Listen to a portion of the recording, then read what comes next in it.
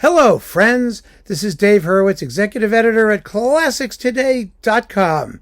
A PhD candidate in musicology asked me a very interesting question. Apparently, he was getting some pushback from his family, who couldn't figure out what the point of what he was doing was, and he was questioning it himself.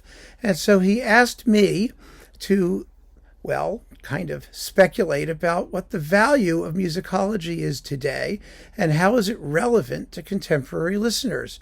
It's a very interesting question, actually, and it's one that's been asked in some form or another about all kinds of scholarship, frankly, not just musicology. And I think that in order to answer the question, we have to forget about musicology for a minute and talk about doing good scholarship, just good scholarship. There are two answers to, what good scholarship is. One is something that adheres to certain standards of probity, of handling of evidence, of finding evidence, of asking a question and answering the question, and doing it, in a way which is essentially beyond reproach, that has a certain academic validity, according to the way you're trained in your academic profession. The other answer is something that matters. Find something important, discover something important, make it valuable. This has been the conundrum of scholarship since scholarship was invented. It really has, and it's particularly an issue today. The reason it's an issue today is because there are way too many scholars than there are topics for scholarship. I think this is a fact. I can only speak for my own profession, which was history. I mean, when I was a grad student in the 1980s, in the early 80s, the situation in academia was absolutely dire. I was also going to work towards my PhD in history, modern European history. I had 2 master's degrees under my belt. I love history. I love the topic, and I was doing cultural history and music, and I had a good advisor at Stanford. But the problem was there were no jobs, no matter what you did. A colleague of mine from Johns Hopkins, where I'd got my first master's degree, wound up at Stanford, where after working for something like 9 years on her dissertation, I think it was 9 years, it was 7 years, incredible amount of time. And she was getting her first job as an associate professor, making something like $17,000 a year. And I said to myself, I got to eat. I am not doing this. There is no way I can do this. I loved it, but the situation was that during the 60s, during the baby boom years, universities expanded tremendously. They expanded their humanities departments, history, music, you name it. They hired all kinds of people to staff those departments. They got tenure, and they weren't going anywhere. Whether they did good research or bad research, whether they were good scholars or bad scholars, they were employed and they were hanging on by their fingernails. So there wasn't going to be any prospect, even once I got a doctorate, to actually pursue my interest in scholarship. And so I think you need to ask yourself, once you have your PhD, what are you going to do with it? There is a real practical consideration, but the other aspect of it, of this explosion of scholarship, is that there are a lot of lousy scholars, really bad scholars, people who don't do anything, people who don't do anything worth reading or thinking about, and you can't say that. That is the problem. I've been to a bazillion music symposia and I, traveled around Europe, and, I presented papers at places, and some of them are very, very interesting. I mean, there's wonderful scholarship being done. The vast majority of them are hooey. They're nonsense. I mean, I think I told you the story about the worst paper I ever saw, the guy who was a doctoral candidate, and he wrote a paper on Haydn's use of the word più in Italian, più, more, and how that was somehow related to the Industrial Revolution, which of course happened after Haydn died, and the French Revolution as well, because it was a time of great stress and strain, so there must have been more. It was just the dumbest thing I've ever seen in my life. And nobody was willing to question it. Nobody was willing to say to this person, listen, you moron, go do something worthwhile. Find a topic that means something. I mean, he hadn't even done his research. He hadn't even looked at Haydn's scores completely to determine when Haydn used the word pew. The idea was that Haydn only became a Punic after the war started or something. It was nuts. So, and there was tons of that kind of thing. There really is, because the problem is that if somebody starts questioning the value of what their colleagues are doing, if all knowledge is not absolutely equal, just like all opinions and criticism are equal, people seem to think. No, things are not equal. We have to judge. There has to be a standard, but that is gone. It's really gone in most humanities academia that I've seen, at least in my experience with history, with musicology. I assume it's the same everywhere else. You don't want to say to somebody, you're just wasting your time doing something nobody cares about and it's completely useless, because every contribution to human knowledge is valuable in and of itself. Well, my feeling is that it's not.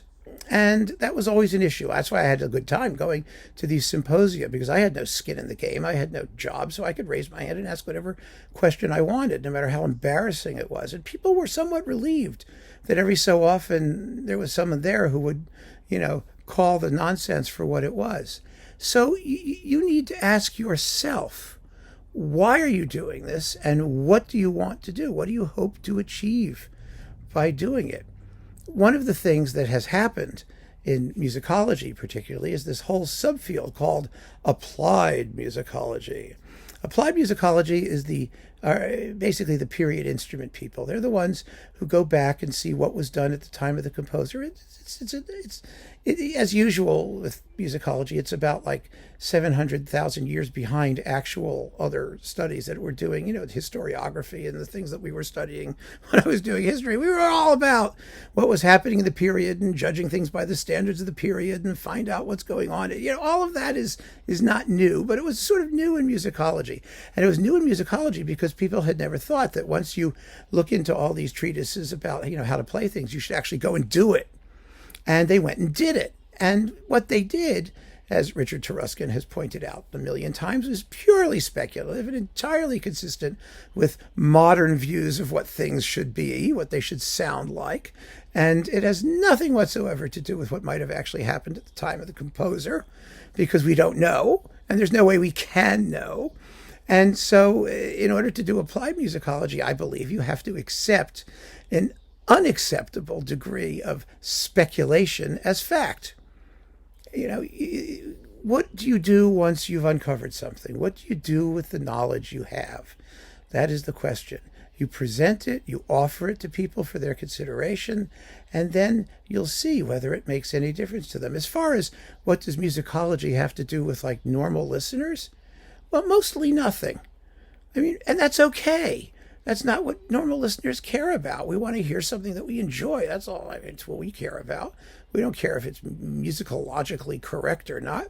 And if it is musicologically correct, that doesn't mean the performance is going to be a great one. We want to hear great performances of great music. I would rather hear Thomas Beecham do a Haydn symphony than any of the period instrument people these days, even though it was musicologically totally wrong. His sources were corrupt, because he understood the music. He understood what he was doing. So my answer to you is, don't worry, first of all, about whether it's relevant to average people. I do believe that scholarship has its own reason for existing, to create a body of knowledge which is accessible. And you never know when someone's going to need that knowledge. They may want it, they may not want it, but at some point it may be really helpful that knowledge is there. I'll give you an example. I'll give you a really cogent example of it. When I was doing my first master's thesis, I was researching my first master's thesis.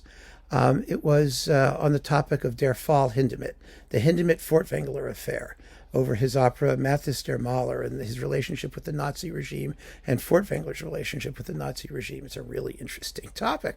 I thought it was meaningful. It was about how artists respond to politics and political pressure in times of great stress.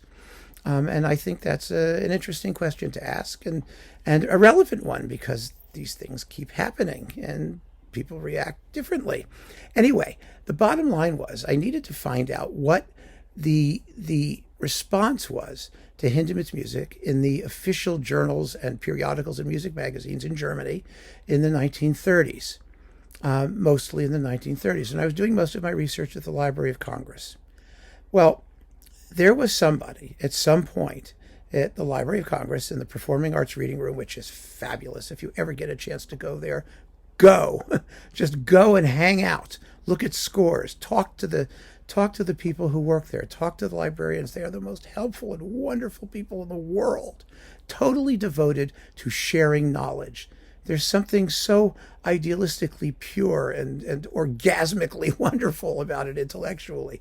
But anyway, I was there, and it turned out that somebody had gone through all of the German music periodicals from that period, actually until like 1950, the Zeitschrift für Musik and a bunch of others, up until about 1950, and cataloged every single article in every single magazine.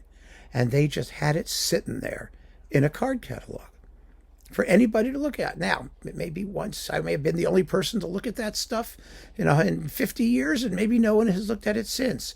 But it was there. And it was invaluable. And it made my job so much easier in actually finishing my research. So scholarship is there, not so much, I think, for average people. I think it's really there for other scholars, for scholars to build up a fund of knowledge that's accessible and helpful in answering questions. We don't know what the questions are going to be, but the fact that the answers are there, the fact that someone's done the work, I think is an extraordinary thing. I really do. That's why I did my own research into vibrato, because I looked at all the sources and what people were saying about string performance practice, and it made no sense to me. It was bad research. It was badly done. It was incomplete, and it was biased by their desperate need to be able to perform in a way which was different from the way people were performing today. There were all kinds of problems with it, methodologically and intellectually. And so I said, I'm going to find the answer. And I did. I mean, I really did. And, people may disagree or whatever, but I did the research, and I told people about it. So I really think that to conclude and not just blather all over the place about this, these are just, thoughts that come to my mind, having been in the business. I really think that if you want to pursue a doctorate in musicology, it's a noble calling. I think there are tons and tons of questions that need to be answered. I think that if you want to address the question of relevance, you should ask not so much if it's relevant to average people, but rather, how are you making a contribution to the body of scholarship, or filling in a gap in that body of scholarship that needs filling? The issue is necessity. Talk to your colleagues, talk to your professors, talk to people who you think have done serious work, not people who are researching tiny little niche topics that nobody will ever care about, because a lot of it will be useless. It's a risk. But we're not stupid. We could probably tell pretty well what parts of it are more useless than others. A lot of people do useless research and useless musicology because they have useless jobs that they don't want to lose. If you want to do more than that, if you really want to make a contribution, if that's your concern, and by asking the question, I feel that you have a concern, then follow that. Follow your concerns. Make sure that whatever topic you pick, whatever subject you become an expert in, is one where you can engage in genuinely fruitful conversations with your colleagues, with other people in the profession, and where whatever you discover will actually contribute something that you think is really meaningful, may have a chance that somewhere down the line someone will want to know. I don't think it's really that hard, actually. I just think that there's a lot of fog. There's a lot of crap out there that you have to sort of push away. And that's true in academia. It's true in everything these days. Everything's become fragmented. Everything is a specialty. Everything is its own little area. And what you need to acquire, in my view, is an overview, a sense of where the profession is in terms of what it knows today and what it needs to know for the future. And that can only be done by knowledge, experience, and serious probing on your part. So I hope this has helped you. I don't know if it will or if it won't, but I'm a pragmatist when it comes to these things. We know who the big musicologists are. We know who the great scholars are. We know who's doing work which people regard as meaningful. Talk to them. The ones who aren't dead, talk to them. And at least I found, just to conclude, I know I'm dragging on here, but I found that musicologists are unbelievably welcoming people. Scholars generally are welcoming people. They're thrilled if someone is interested in what they're doing. I've gotten to know and made friends with some really, really brilliant minds in the world of musicology, as I did in the world of history, because I was interested. If you're interested, they'll spoon feed you. As long as you're serious, because we need to build a community of like-minded people, the good folks who are doing the serious work. I mean, one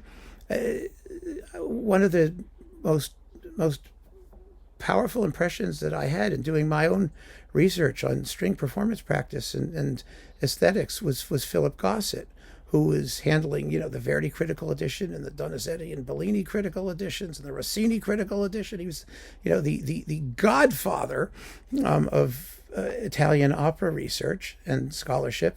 He wrote brilliant books on the topic and about musicology, by the way, and its relevance to contemporary performance. Brilliant books. And he was also a Rameau scholar. I mean, he was a brilliant guy. And he had time for everyone. For anyone who had a question, he was there. And we had a wonderful correspondence back and forth. It was absolutely terrific.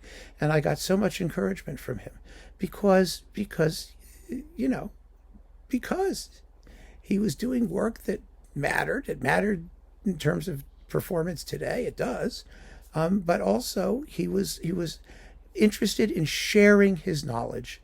And they all want to share their knowledge. So find someone to share some knowledge with and start sharing it. And then you'll find your own way. You'll find the thing that is most suitable to what you want to study and what interests you.